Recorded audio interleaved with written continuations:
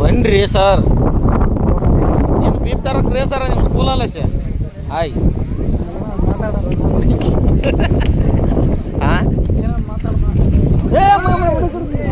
ಸಂಗಸ್ಬರ್ಗಮ್ಮ, ಸಂಗಸ್ಬರ್ಗ ಎಲ್ಲ ಮಳೆಗಾಲ ಐತಮ್ಮ.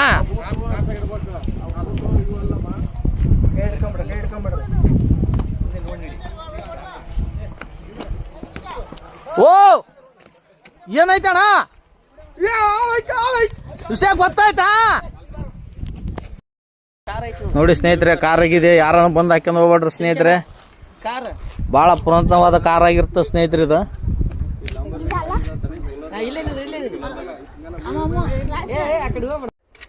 ಓ ಗಣಮಗ್ ಗಣಮಗ್